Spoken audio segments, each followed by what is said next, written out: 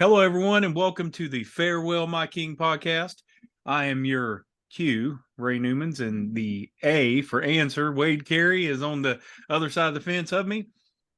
Before we get started today, thank you for everyone showing up today, and however you're listening to this, if it's on Spotify or YouTube or on Wade's Facebook page, and how to find him and more about this ministry, you can check out our website at wadejcarey.com. You can take a look at us on Facebook at facebook.com/Wade J. Carey author.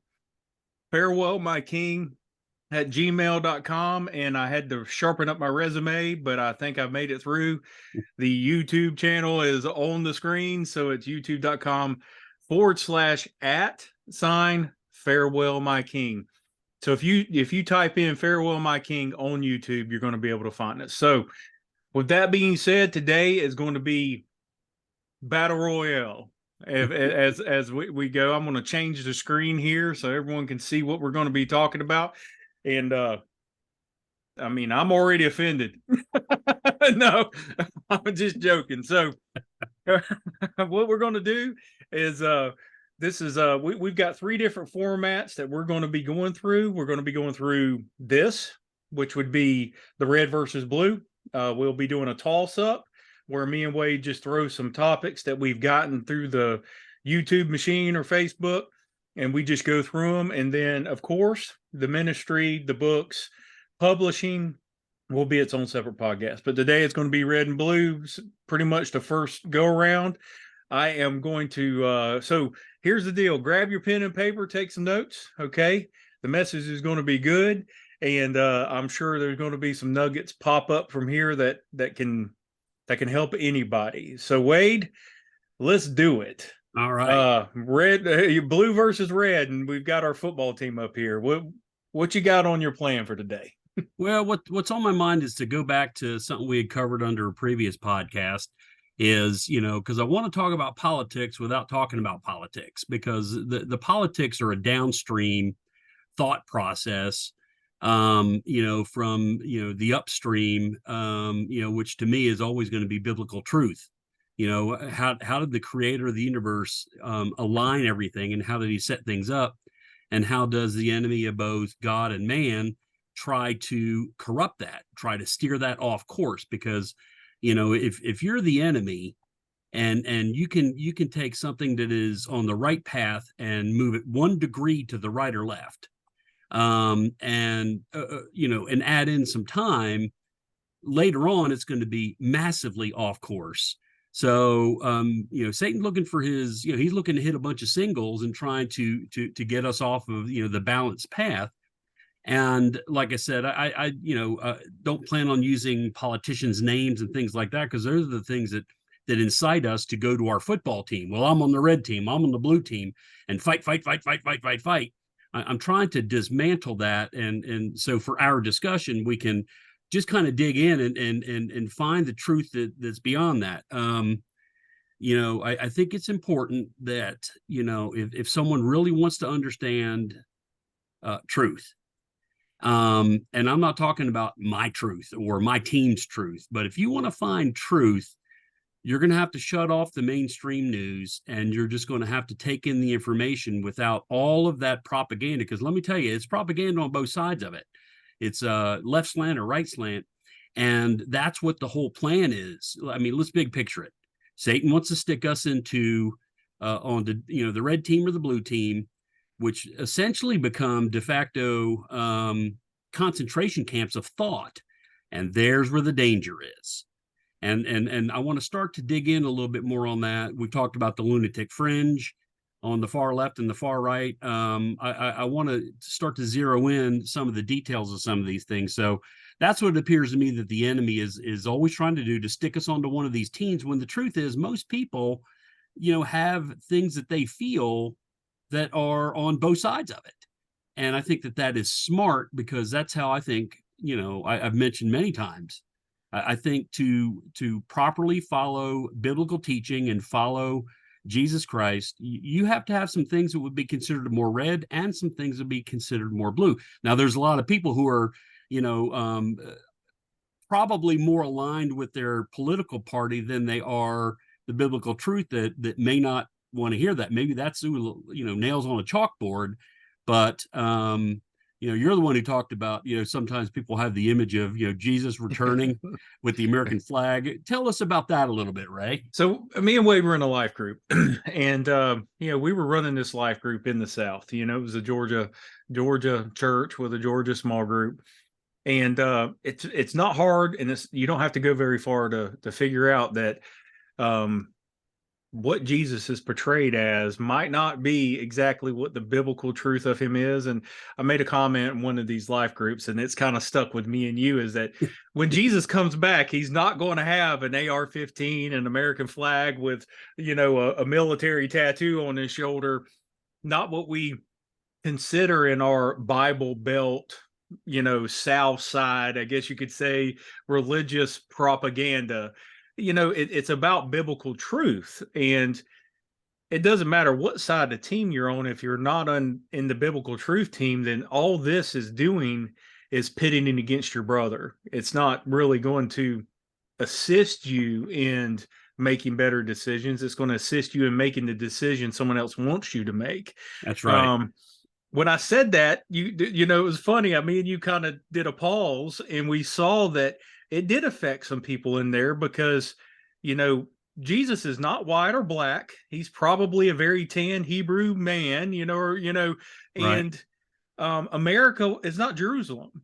Right. We've been given this country, to be able to practice this faith, and that's the reason why they got on the boat from England to come over here, is for biblical truth to be something that we use and not be abused by other people because we do it. But the big picture here is that sometimes when you get into these camps, the camp leader turns into Christ, and the people following the camp turn into the church. And then we have Farewell My King, the cult of me. It's stamped on your forehead, and anything outside of God's providence is very dangerous. And we tend, especially in the South. Okay, so if y'all from the North, y'all gonna get some fun some fun time to listen to this country boy talk about the South. But when it boils down to it, we are stereotypically Jesus, my grandmother carries a Bible, believers, but we act in a way the majority of the time that's not very Christian, because we don't know biblical truth. We know political truth a lot faster than we do biblical. So I have a question for you, Wade. So Fire away. When we look into our politics, it gets dangerous if we do not have a biblical filter. And I'm not saying Christians shouldn't be in politics. I think that's the reason why we're having a problem now. I believe people who are willing to go to the left and right in a godly and Christian manner would, be very beneficial to us right now. But when you engage in this without a biblical compass, what is, I guess we could guess what the problem would be, but what would you say is the biggest problem with stepping into this cult political arena without biblical justification? Well, great question. Just a couple of things. First off, I want to give a shout out to one of the people that I follow named Frank Turek. He's got a great ministry, and he often says that it is a ridiculous notion, that Christians would stay on the sideline, and let the political process play out, almost like we've got to keep our mashed potatoes and peas separate. When the truth is, we shouldn't, make politics our focus, because the gospel is our focus. But, we live in a society that is, if there's any laws in any society, which there are, then any morality goes back to the morality creator, which is God. So, when you stop and see why are we in such a bad place now, is because I think Christians have stayed on the sidelines. Now, I'm not saying that we should, take our faith and shove it down people's throats, but what I do believe is this. When I look at the balance of the Bible, and we've talked about it on several podcasts, and then I take a look at, history and what is, what happened in 1776. We just celebrated Independence Day. And I read the book 1776 by David McCullough years ago. And, that Continental Army led by George Washington, ragtag, I mean, it is an unbelievable miracle that this country exists. Unbelievable. There's Well, no way that we could have possibly, it'd be like the Kansas City Chiefs, Super Bowl champions, playing a peewee, team in a football game. It shouldn't have happened, but there was something providential about it. And that's really what I'm steering toward this. Later on, I think we acted under the Articles of Confederation for a while, and then in the 1780s we brought the Constitution in. And when you look at how it keeps the checks and balances, and it's the same types of checks and balances that it appears to me that between God's law and God's grace, there's some similarity there. So to me, that's an anointing. I think God anointed the United States. Now, it's not mentioned in Revelation or any of that. It doesn't need to be, because I think that the United States stands in the way of Satan taking over the world. And I have read the back of the book, and I understand what's going to happen in the end times. And I don't think we're there yet. I think we're under a massive correction.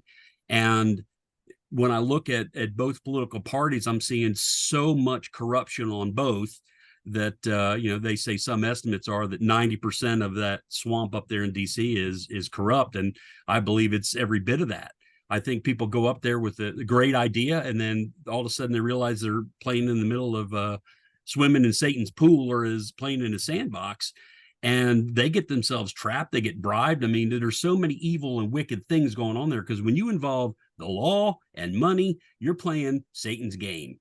Oh, yeah. So I believe that God anointed that Constitution, and if we just stick with it, because that's what I am. I'm a constitutionalist, because I think it gives everybody the right to live their life, kind of a libertarian, flavor to it, but still living within laws, living within rules, because you have to have these in society.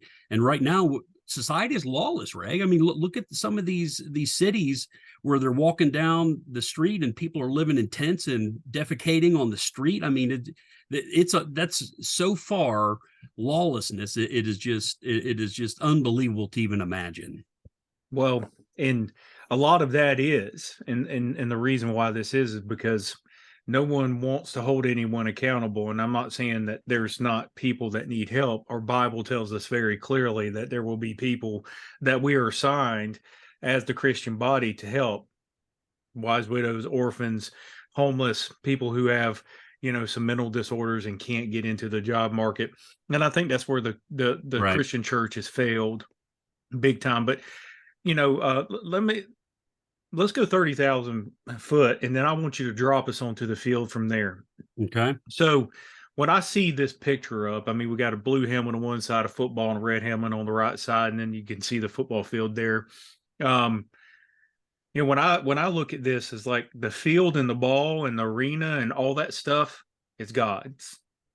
And right. These two players get to play on a field that God provided. So speak to us just a little bit about the concept of having the biblical truth correct before you even step into this political arena that has twisted the Bible and twisted people's feelings about everything. I mean, that there's not really one topic that can go across the aisle anymore. But if we don't have the proper view of God and Christ and what the Bible truly is, what's the result of that? I think we're seeing.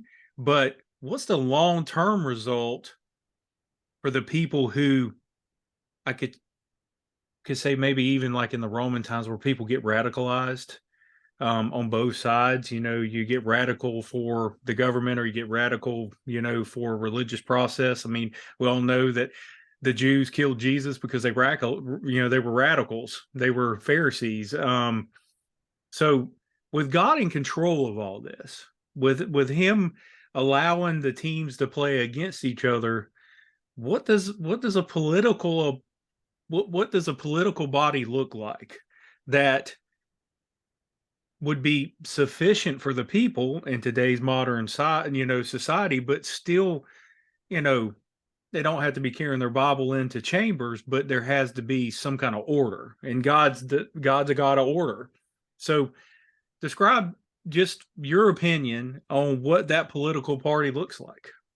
Well, several things there. One of them is, objective morality is, a case where it doesn't matter what anybody's opinion is. For example, taking children out back and shooting them in the head, that is objectively evil. That is objectively wrong, no matter what. Objective morality exists. And, there can be arguing between, different sides, but the truth is the origin of it is where the argument is. It's not in the application of it. For example, you can take someone who claims to be a Christian, who sins like crazy, is unrepentant, and you can take an atheist who is law abiding and pays their taxes and is a good citizen, gives to charity. That happens all of the time.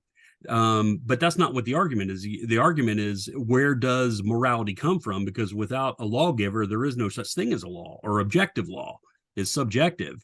So, like I always maintain, to be a follower of Christ, you have to be able to not allow yourself to get put in this thought concentration camp and stick with a party platform. I'd like to see both parties get taken down. There's no reason for it. All the money that they spend, why don't we take that and feed some orphans, or feed some widows, or do some good work, or help these people who are drug addicted, living in the street, who are living in tents and things like that. There's so much better ways to spend money than on this political argument, this football game, this red versus blue.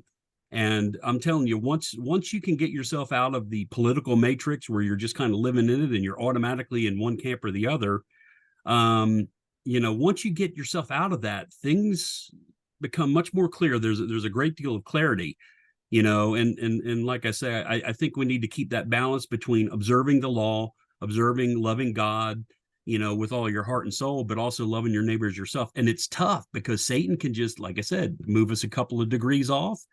And, years down the road, we're way one side or the other. And like I always say, Satan is always playing. He's trying to take someone on the right and push him to the far right, out, from, being law abiding and whatnot, and try to make him a Pharisee or a religious nut who Jesus rebuked thoroughly and called him whitewashed tombs. Right now, we're seeing a lot of lawlessness, which is way on the far left. But here's the thing, it doesn't stop there. The end result is, what Satan wants to do on the far right and the far left is he wants centralization of power. When he can centralize power, he can take over. When it's decentralized, people are able to live sovereign, lives over their own choices and all of these things. So, I don't think it's wise, for us to stick in one camp. For example, I've talked to people, and I've had, friends say, well, when it comes to foreign policy, they tend to be on the right, but on domestic, they tend to be more on the left, which is more social. And I think that's a step in the right direction. But ultimately, it's got to be not us building this world around ourselves. That king of us has to die, because truth doesn't really care what we think. You know what I'm saying? Yeah, for sure.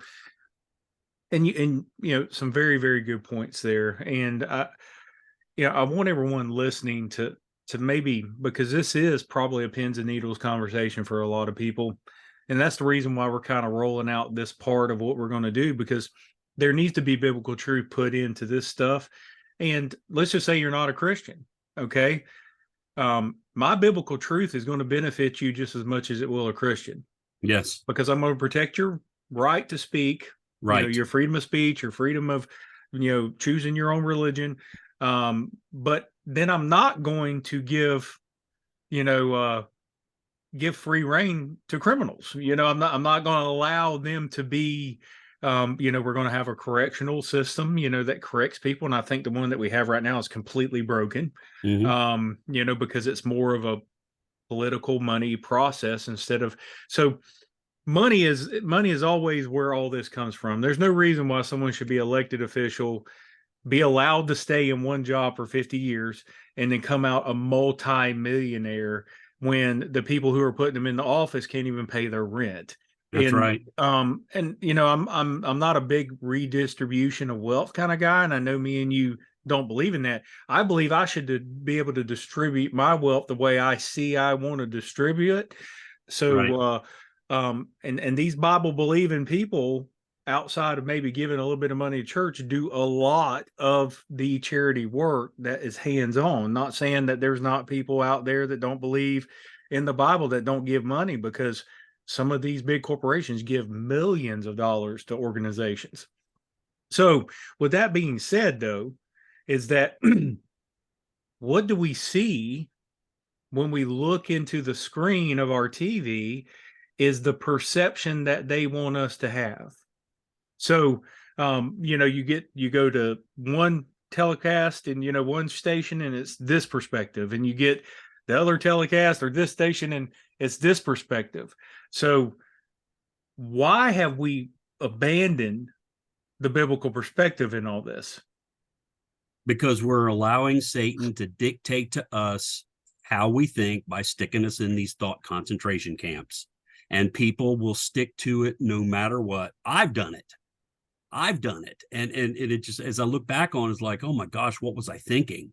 I was playing for a football team instead of playing for Jesus. And, that's, really, you can take a look at, again, the balancing between governance is typically more effective, a little more on the right because of adherence to the law, and social issues and the grace that comes is typically better handled a little more on the left. But again, it's got to be that balancing act between the two. You have to concentrate on executing on what I think that the church in the book of Acts is the model. I don't care what four walls somebody walks into, but I think you got to be the church once you walk outside of those walls and use your calling. I mean, I don't care if you're a schmuck like me who's writing books and now we're doing podcast, or if you're someone who watches kids on the side for some extra cash. Every single person in God's kingdom is valuable, and all jobs within the kingdom are equally valuable to the Savior, because it's all about calling. And I agree with what you're saying earlier. I mean, the provision that God gives to me is between me and him, what we're going to do with it. And I've told you before, I've written a budgeting book that's not about how to budget, because that's easy. It's why we budget. And my goal, especially at this, when I was younger, it was different. But at this stage of my life, my goal is to have enough money so I don't have to worry about paying my electric bill. But I will never be a rich man, because once it comes in, I'm going to find a place for it. I'm going to save a little. I'm going to spend a little. I'm going to give as much away as I possibly can. And I'm not talking about percentages or any of this other stuff. Just I don't want to leave things on the sideline when I leave this place. If I hear, good, well done, good and faithful servant, I mean, that's plenty, Yeah. Well, and since you mentioned the budgeting book, I get to go on a tangent. Go to Wade J. Carey on, search Wade on Amazon, pick up this budgeting book, because this is not a technique, physical technique. It's a heart technique. It's removing some of this old garbage and some of the relationship about money.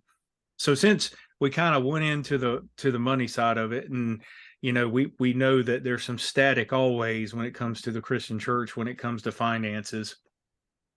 What impact do you believe politics have played in the modern evangelical church? But I think politics is, kind of a covering for Satan to use, greed for money. And I guarantee you, there's red team and blue team people coming out of Washington, D.C. who are loaded, who have more money than they will ever need.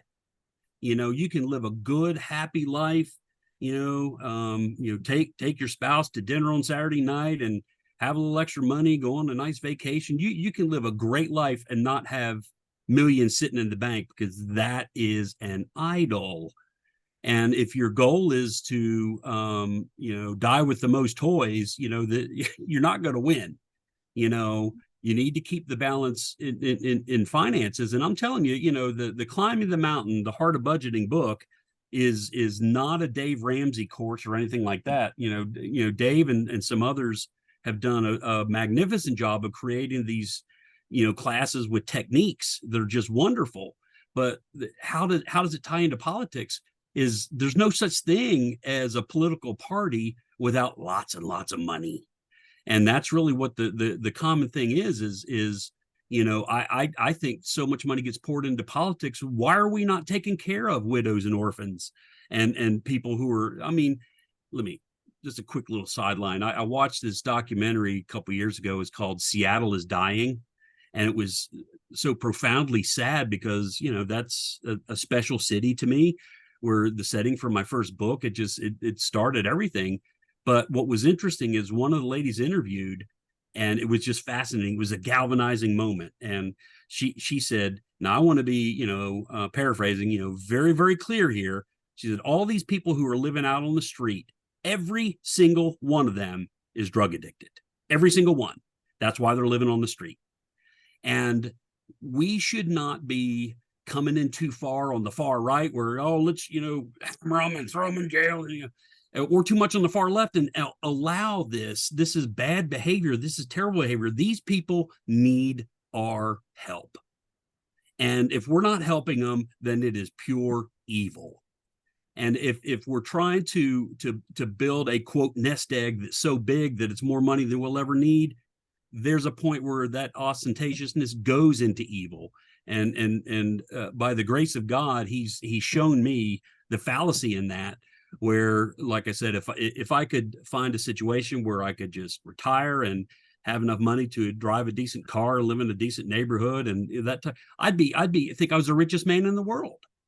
I don't need millions and millions and millions and millions and millions. I just want to be able to pay my bills, if that makes any sense. Yeah, and the rich young ruler said, that's right. He was, and if y'all don't know the story of the rich young ruler, please crack it open your Bible and listen to what Jesus has to say to him. It was a lot more of him calling him out on his sin than it was telling him to go, sell all his money, sell all his stuff, and give the money to the poor.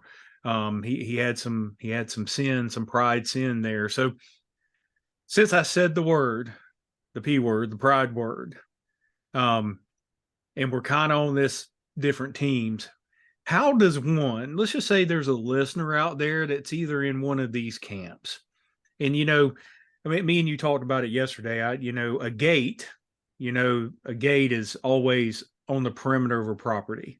It's never like right in the center of the property, and the keys to that gate, protect people from coming in. It's not an offensive move. It's either keeping someone out or keeping someone in. So how do we I know the Bible has the keys to unlock this in our mind, but how does one that's been camping out maybe far, far left to a danger or far, far right to a danger, Wade, how do they come back into this biblical neutral, this biblical truth, and right themselves in that? Because I heard you mention that you've had to fight through this. So what's the best process for someone else? Man, I'm caught. I'm either too far right, too far left. I'm caught. How do I get out? That is a great question. I use this in business, and I use it as I'm sharing with people in the ministry as well. It's one of the greatest quotes of all time by Benjamin Franklin. He said, "Half a truth is often a great lie." Yes. And what I would add to that is half a truth that's given intentionally as half a truth is 100% a lie. So, if you want truth, it's got to be balanced. And if you're too far on the left or too far on the right, it's time to understand you can't just take, things that you believe that fit your worldview. Let's pursue the truth, not your truth. And the truth is you need to be close to that center line one way or another so that you are observing the law, hopefully loving the Lord, but also being compassionate. And these caricatures of people on both of these sides, that again, that's where Satan wants to be. I don't think that's where most people are. Nope. I don't think that's where most people are. I think most people are a little left, a little right, and some, will try to, stay down the center. And I think that's where we need to be if we're going to get along, if we're going to respect free speech, if we're going to do all of these things, then that's what we have to do. And you really just have to acknowledge that you're in a political matrix, because if you are idolizing a politician just because they're who you voted for and you don't want to admit that you were wrong, then you got a pride problem, my friend.